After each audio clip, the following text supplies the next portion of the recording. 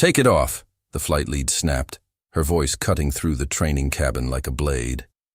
Every trainee froze. A young woman named Amina stood beside the mock aircraft door, her hijab neatly pinned, her hands steady, but her eyes locked on the woman humiliating her. Someone whispered, "Did she really just say that?" The flight lead stepped closer. "This is Boeing standard training, not your personal runway." Silence fell hard. Before the room could breathe, Amina softly said, "Respectfully, I'm here to learn, and if you love powerful stories like this, like and subscribe to EchoStory," the flight lead. Marianne Cole smiled like she had already won.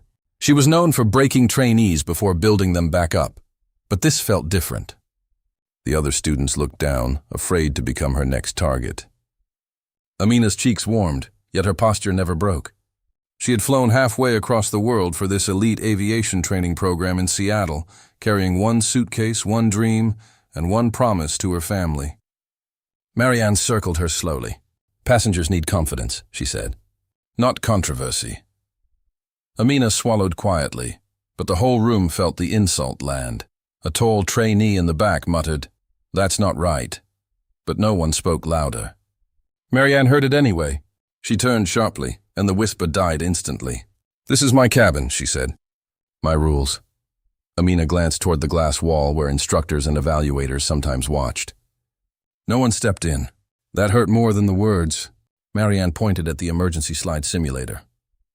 "You can participate when you follow instructions." Amina's fingers tightened around her training manual.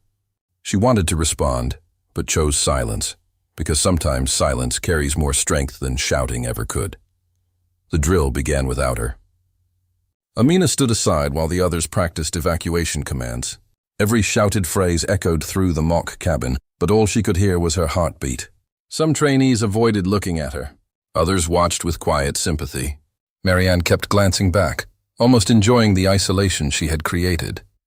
"See," she said loudly. "A crew member must blend in." Amina lifted her eyes. "A crew member must protect people," she answered calmly. The room went still. Marianne's smile disappeared for half a second, and that tiny pause told everyone she had been challenged. Marianne walked toward Amina until only a few inches separated them. "Do you think your calm voice scares me?" she whispered. Amina did not move. "No," she replied. "I think the truth does." A few trainees looked up, shocked. Someone's phone camera was already half hidden behind a notebook recording. Marianne noticed too late. Her face tightened, but she kept control. "You're dismissed from this session," she said. "Report to review." Amina nodded once, gathered her papers, and walked out slowly. Behind her, the cabin stayed silent, like everyone had just witnessed something they could not forget. In the hallway, Amina stopped beside a window overlooking the runway. Planes moved in the distance like silver giants. She breathed in, then out, refusing to cry where cameras could see her.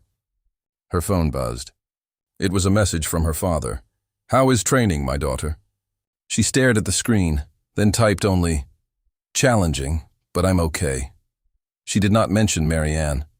She did not mention the humiliation, because Amina had been raised to carry storms quietly.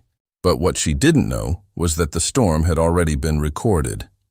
By lunch, the video was spreading through private trainee chats. "Flight lead tells trainee to remove hijab," one caption read. People watched it with headphones, then looked across the cafeteria at Amina sitting alone. Marianne entered minutes later, laughing with two senior trainers, pretending nothing had happened. But the room had changed. Whispers followed her now. "That's her," she said. "Boeing standard?" That was cruel. Amina kept eating quietly. She could feel every eye on her, but she refused to perform pain for anyone. Then a senior coordinator appeared and said, "Amina, they need you upstairs." The review room was colder than the training cabin. Marianne sat at the table with a folder already prepared. Two administrators watched Amina enter. "We have concerns about your adaptability," Marianne said smoothly. "Aviation is global, but cabin presentation must remain neutral." Amina listened without blinking. "Neutral should not mean erased," she said. One administrator shifted uncomfortably. Marianne leaned back. "This attitude is exactly the concern." Amina placed her training badge on the table, not surrendering it, just making sure they saw her name. Then write the truth, she said. I refused humiliation, not training. For the first time, Marianne looked uncertain. Not guilty, not sorry, just uncertain. The younger administrator cleared his throat. Maybe we should pause before making a final decision. Marianne shot him a look. We cannot allow exceptions to become distractions. Amina's voice stayed gentle. I am not a distraction. I am a person. The words landed heavier than anger. Outside the glass wall, 2 trainees had gathered, pretending to check schedules while listening. The story was no longer contained, and no one in that room was ready for what came next. A black SUV pulled up outside the training center just after sunset. No flashing lights, no loud entrance, just quiet power. A man in a dark suit stepped out first, then another, then an older gentleman wearing a simple white thobe under a tailored coat.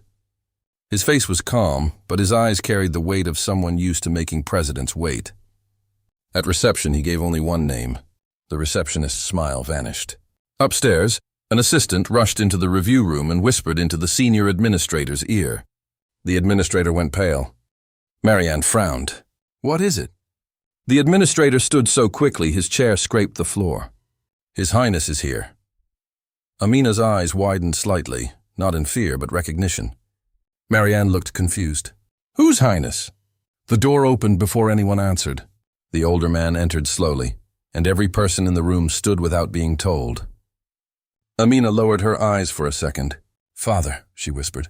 The silence that followed was almost physical. Marianne's face changed.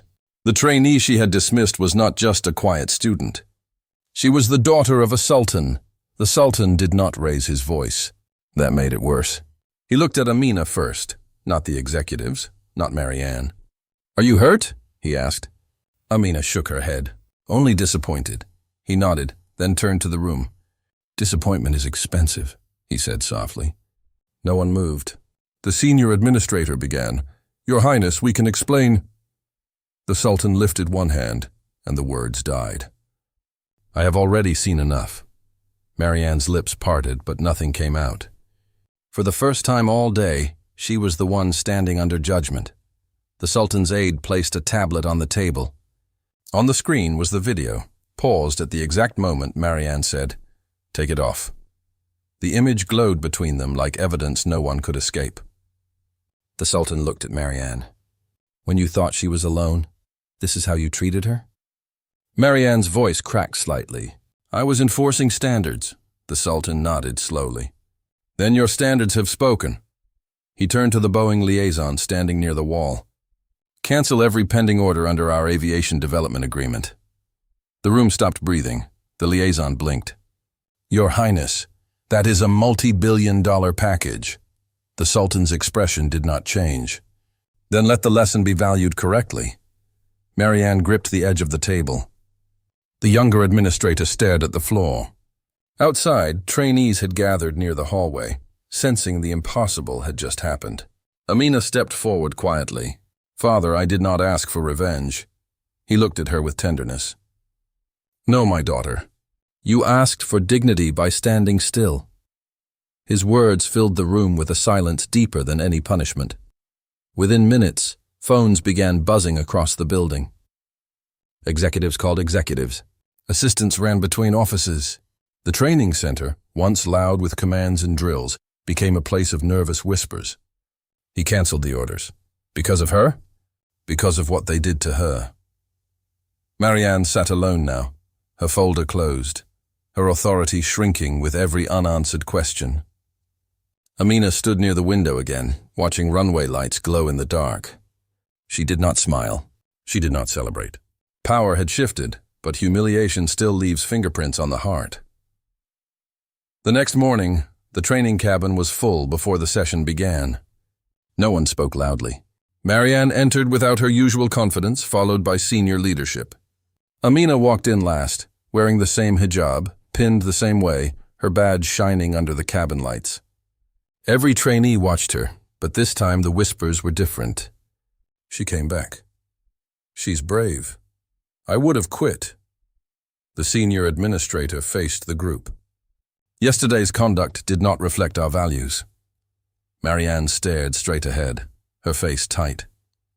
Then she turned toward Amina, forced to meet her eyes. I apologize, Marianne said, each word stiff and heavy.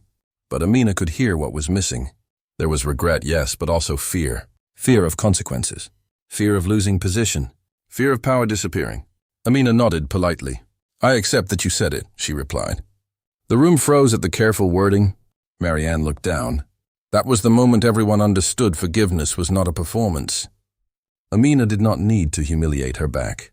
She only needed the truth to stand in the open, where no title could hide it. Training resumed. Amina stepped to the mock aircraft door, the same place where the humiliation had begun. The instructor gave the emergency command. Amina's voice rang out clear, steady, and powerful. Leave everything. Move quickly. This way! Her classmates followed instantly. No hesitation, no doubt. Even Marianne watched in silence as Amina guided the drill with calm precision. She was not loud, but everyone listened. She was not aggressive, but everyone moved. And in that moment, the room learned what real authority looked like when it did not need to crush anyone.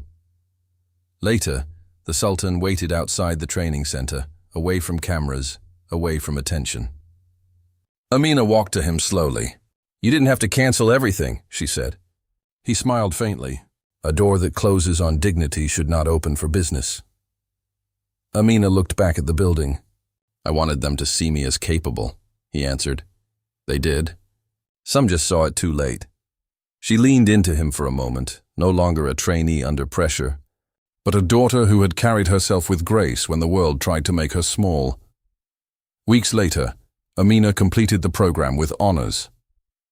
No dramatic speech, no victory parade, just her name called, her steps steady, and a room full of people rising to applaud.